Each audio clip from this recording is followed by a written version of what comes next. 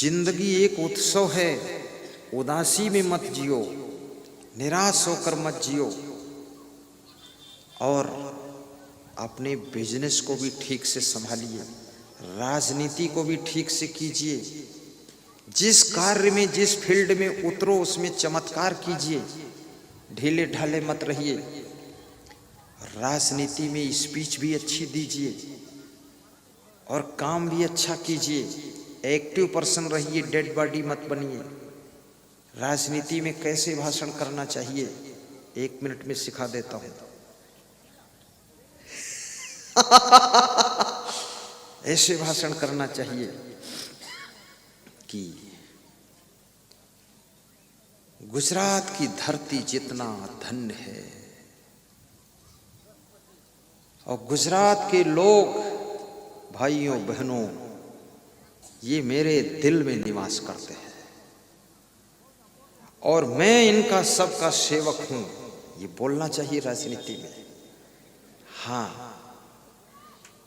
अगर तुम्हारी पार्टी हार गई है तो उसका भाषण अलग है, दूसरी पार्टी है उसका भाषण। तुम हारी हुई पार्टी की यदि हो और दूसरी पार्टी की सरकार है तो ऐसे बोलिए। ये सड़कों के गड्ढे देख करके मेरे दिल में इतनी पीड़ा होती है। कब मुझे अवसर मिलेगा ये गड्ढे सब मिटा दूं, लेकिन गड्ढे में तब मिटा पाऊंगा जब गड्ढे बनाने वालों को तुम मिटा दोगे, तब हम गड्ढे मिटा देंगे। ऐसा भाषण करो। और यदि तुम्हारी सरकार है तो फिर भाषण बदल दो। तो ऐसा बोलो कि भाइयों बहनों, ये भारत देश सोने की चिड़िया था और इसको फिर से सोने की चिड़िया ही बनाना है। और इस देश के लोग देवी देवता से कम नहीं है और तुम्हारी जितनी अपेक्षाएं हैं वे सब मैं पूरी करूंगा। ये धीरे धीरे सब रोड बना दूंगा और धीरे धीरे कच्चा घर किसी का नहीं रहेगा, सबका छत वाला घर बना दूंगा। तुम चिंता मत करो, मैं जिंदा बैठा हूं। ऐसा बोलना शुरू करो। हाँ, ये सब तरीका है भाषण देने का। मैं राजनेता नहीं हूं, पर सिखाता हूं आपको। और जब जीत जाओ, पार्टी जीत जाए तो क्या करना चाहिए? पहले धन्यवाद यात्रा निकालिए, गांव गांव में धन्यवाद यात्रा, सबको धन्यवाद देने पहुंचो। फिर 2 महीने बाद फिर समस्या समाधान यात्रा निकालिए और सबको बताइए, जनता को, जिसकी जो समस्या है पर्ची में लिखो। और जिस जिले में यात्रा पहुंचे वहां के collector, deputy collector, additional collector, SP, DYSP, additional SP, tehsildar, kanungo, patwari, सब साथ में रहें यात्रा में। और यात्रा में 50 गांव के बीच में एक जगह 1 घंटे यात्रा रोक दीजिए जहां बड़ी फील्ड हो। तो जैसे बारात में काउंटर लगते हैं ना भोजन खाने के लिए, ऐसे सब अफसरों के काउंटर लगा दीजिए और समस्या पूछिए, क्या समस्या है, लिखित लाइए। और जिसकी समस्या जिस विभाग की, उस काउंटर पर पहुंचो और वहां से समस्या की पर्ची जमा करके अपनी पावती प्राप्त करो कि मैंने समस्या की पर्ची जमा किया है। वहां से पावती मिलेगी। और यदि आपकी समस्या का समाधान न हो तो पावती ले करके मेरे यहाँ रजिस्ट्री कीजिए मुख्यमंत्री निवास में। फिर जिस अफसर के पास वो रसीद जमा है, तुम्हारी समस्या की पर्ची, उसने बीच में गायब किया है, उसको बुलाया जाएगा। क्यों? तहसीलदार जी, ये समस्या किसान की थी, इसकी पावती कटी है, इसकी पर्ची कहाँ गायब है? आज तक समाधान नहीं हुआ। क्यों तहसीलदार, तुम कहां सो रहे थे? दिमाग खराब करते दूसरे को, मुझे हराना है क्या? इतने किसान प्यारे लोग, सब ऐसी बात करो। समस्या समाधान यात्रा, फिर वे सब पर्चियां रजिस्टर में चढ़वा कर कंप्यूटर में फीड करो और उन समस्याओं का समाधान। तो लगभग 80% समस्याएं सबकी एक जैसी होंगी, एक साथ समाधान होगा, उसका कानून बनाइए। 20% समस्याएं अलग अलग टाइप की होंगी, उनका अधिक से अधिक समाधान करो। फिर 1 साल बाद यात्रा निकालो कि समस्या के समाधान में सफलता यात्रा है, कितनी सफलता मिली। उनको फिर इकट्ठ, मुंह छिपा कर मत घूमो, गायब मत हो जाओ, मिलो जा करके। इधर उधर मुंह छिपाओगे तो अगली बार वोट नहीं पाओगे, भले काम हो ना हो। और ये भी कहो मैं तुम सब के लिए ये जान देने को तैयार हूं, पर दूंगा कभी नहीं। हाँ, और मेरा एक ही खून का कतरा तुम्हारी सेवा में लगेगा, और सारा खून अपने शरीर में रखो। जनता के लोग तुमसे मिल लेंगे, उसी में खुश हो जाएंगे। और हंस करके मिलो, खुश होकर के मिलो। 10-20 हजार लोगों के नाम याद रखो, बीच भीड़ से बुला लो, एक किशोर भाई इधर आओ, उसका दिल भर जाएगा कि हमने इनके लिए कुछ किया है तो हमको भूले नहीं। इस तरह से राजनीति में सफलता पाना। और बिजनेस में सफलता के लिए स्वभाव को हंसमुख बनाइए, मेमोरी स्ट्रांग रखिए, दुकान को सजाइए संवारिए, नियम स्ट्रिक्ट रखिए, कर्मचारी विनम्र रखिए, परिश्रमी ईमानदार कर्मचारी रखिए। और दुकान में कोई ग्राहक 10-20 रुपये ना दे तो उससे कह दो आपका परिवार मेरा परिवार है, ले जाइए, जब देना तब देना, जाओ, कोई बात नहीं। अगली बार 10 ग्राहकों को और लाएगा तो 1000 ज़्यादा ले लेना, क्या फर्क पड़ेगा, सब प्रॉफिट आ जाएगा, ज़्यादा सामान बिकेगा। 10-20 रुपये के लिए झिकझिक मत करना, ये दुकानदारी का तरीका है।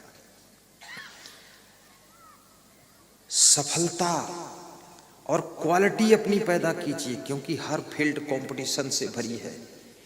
डॉक्टर बनो, उसमें भी क्वालिटी होनी चाहिए। साधु बनो, उसमें भी क्वालिटी होनी चाहिए। टीचर बनो, क्वालिटी होनी चाहिए।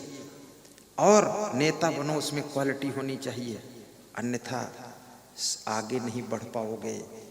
अपने आप को सुधारिए, ठीक कीजिए, क्वालिटी पैदा कीजिए। अगर आप में क्वालिटी है तो आप दुनिया के किसी कोने में हैं, वहां से आपको ढूंढ कर निकाल लिया जाएगा। और क्वालिटी नहीं है तो आप उसी गांव में रहते हो, आपको अलग डाल दिया जाएगा, आपके पास कोई नहीं आएगा।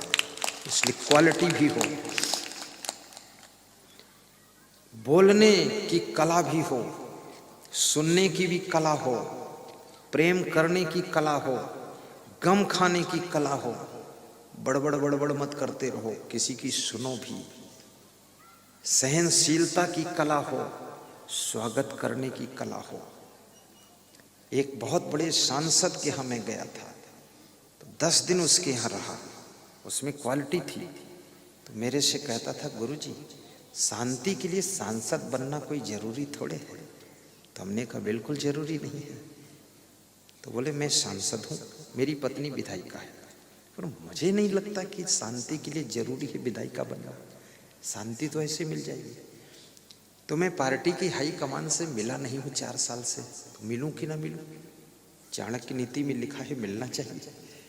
तो हमने कहा मिल लो। तो बोले टिकट काट देगा और क्या करेगा गुरुदेव, आपका भक्त तो रहूंगा ही। 10 दिन साथ रहा, उसके घर रहा मैं। फिर बोला 10वें दिन, गुरुजी एक बात बताओ, हमारे में कहीं भी कोई कमी हो, गलती हो, उसको बताओ, सुधार करो। मैंने कहा ये कितना महान व्यक्ति, इतना बड़ा सांसद है, पत्नी विधायिका है, वो कमी पूछ रहा हमसे। ये तो बहुत कम लोग पूछते हैं अपनी कमी। तो हमने कहा कमी और कोई नहीं है, जनता के लोग मिलने आया करें तो उलझा ना करो, हा हा हा हा हंसा करो, सबसे मिल लिया करो। बोले हाँ ये थोड़ा कमी है, मैं थोड़ा उलझ जाता हूँ। हमने कहा उलझना नहीं चाहिए। बोले सब घेर लेते हैं 200 लोग हमको, अपना अपना बताते हैं। तो हमने कहा जोर से हंसा करो, ताली बजाता ये करो, ठहाका मार दिया करो, और कह दिया करो पहले पानी पियो फिर काम बताओ हमें, और चुपचाप निकल कर बाथरूम में मुंह धो करके फिर आ जाया करो। उलझना नहीं चाहिए। लोग प्रेम से मिलने आते हैं, उनको प्रेम से मिल लो। कभी कभी हमको लोग घेरते हैं 100-200 लोग। कोई कहता कंठी माला दीजिए, कोई कहता गुरुजी हमारी सुन लीजिए, कोई कहता जल्दी है चल दीजिए, कोई बोलता हमारी गाड़ी में बैठ लीजिए, और कोई बोलता है अरे हमने ये फल दिया है इसको ले लीजिए, कोई बोलता है अभी खा लीजिए। तो मैं सबकी तरफ देखता हूँ, मुस्कुराता हूँ, हंसता हूँ। संत से 5 6 7 संत रहता हमारे आसपास, वो फट से चम्मच ले आता, खट से थोड़ा खा लेता हूँ।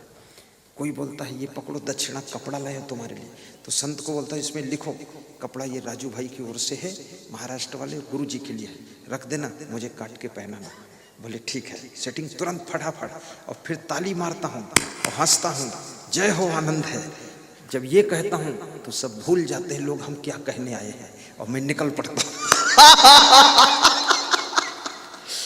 उसमें उलझोगे, मेरे पास लोग हंसने के लिए आए हैं, खुश होने के लिए आए हैं, हमारी मुस्कान देखने आए हैं, गुरु जी का प्रेम लेने आए हैं। और क्यों आए हैं? दुनिया का दुखी आत्मा गुरु के चरणों में जाता है कि गुरुदेव थोड़ा हंस देंगे तो मेरी टेंशन भी कम हो जाएगी, इसलिए आता है। इसलिए खुश रहना चाहिए। और अपने गांव में, अपने क्षेत्र में भी गुरु जी को बुलाकर सत्संग भी कराना चाहिए, ताकि वो क्षेत्र सुधर जाए, उधर के लोगों का कल्याण हो। एक बार कम से कम जलते हुए दीपक से बुझे दीपक का संपर्क हो जाए तो वो भी जल जाए तो और बुझे हुए दीपकों को जला देगा। अभी एक सज्जन बता रहे थे कि आपका प्रवचन भी सुनता हूं, उसके बाद उसको शेयर भी करता हूं रोज। वो राजू भाई खड़े हो, हाँ ये याद आ गया, ये महाराष्ट्र सीरपुर तालुका से है। ये कह रहे थे सुबह सुबह जाता हूं तो 100 लोगों को कम से कम शेयर कर देता हूं प्रवचन, और सुनता हूं तो साथ में जो वाक करते हैं हमारे साथ वो भी सुनते हैं थोड़ा थोड़ा। कहते ये क्या सुन रहे हो? तो बताता हूं असंग देव की वाणी है, तो वो भी सुनना शुरू करते हैं। प्रचारक भक्त बनो, सुनो और सुनाओ, दूसरों का भी कल्याण करो, और कभी दुखी न हुआ करो। ये संसार में उतार चढ़ाव हमेशा होता है, मिलन वियोग होता है, हानि लाभ होता है, अपने पराये हो जाते हैं, पराये अपने बन जाते हैं। दुखी मत होना, जो भी भाग्य से मिला है हंसते हंसते स्वीकार करना और उसी में आनंद मना लेना। जो खो गया है उसे भूल जाना, जो बच गया है उसका आनंद लेना, जो नहीं है उसको पाने के लिए प्रयास करना। प्रयास से भी नहीं मिल रहा है तो उसका त्याग कर देना और अपनी जिंदगी को धन्य बनाना। ऐसे रहना।